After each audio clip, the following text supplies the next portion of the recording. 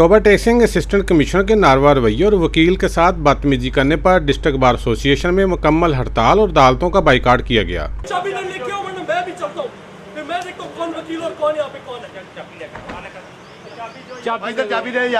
वकला ने assistant commissioner के खिलाफ एहतजाजी रैली निकाली और शदीद नाराबाजी की।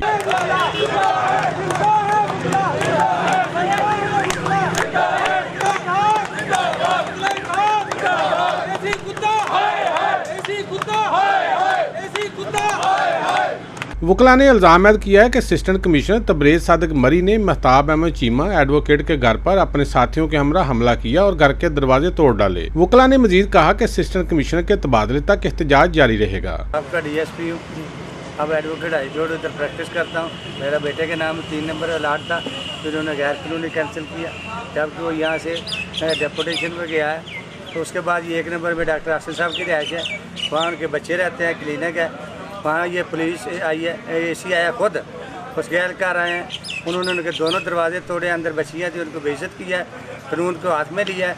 इंतहाई लाल एहसास का मुजाहरा करते हुए उन्होंने औरतों की इंतहाई तौहीन की है, जिनके खिलाफ कानूनी कार्रवाई की जानी ज़रूरी है। जनाब, मेरे दोस्त साहब हैं इधर महताब अहमद चीमा साहब, इनकी इधर हैश है 3 नंबर में। इनकी कॉल गई कि इधर कुछ AC के एहलकार वगैरह आए हैं, दरवाजे तोड़ रहे हैं और घरों में ज़बरदस्ती दाखिल हो रहे हैं।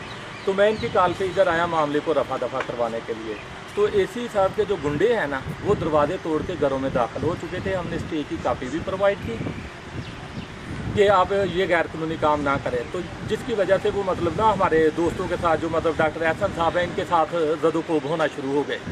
उनको रोका, मना किया, तो फिर AC साहब आ गए पुलिस लेकर। AC साहब ने आकर इधर मतलब नंगी गालियाँ भी दी, झगड़ा किया, लड़ा और कहता मुझे मतलब थ्रेट किया कि तुझे मैं मार दूँगा, देख लेंगे। तो मैंने भी कहा जो होता आपको कानून के मुताबिक कार्रवाई करें। हमें ना किसी का खौफ है, हम वकला हजरात हैं, ना हम डरने वाले हैं, ना झुकने वाले हैं। जो तुमसे होता है तुम करो। अस्सलाम। दूसरी जानब असिस्टेंट कमिश्नर तबरेज़ सादिक मरी ने कहा है कि सरकारी रिहाइशगाह खाली कराने पर झगड़ा हुआ, सरकारी रिहाइशगाह हर सूरत खाली करवाएंगे। कैमरामैन रशीद अंजम के साथ सुल्तान महमूद, टोबा टेक सिंह।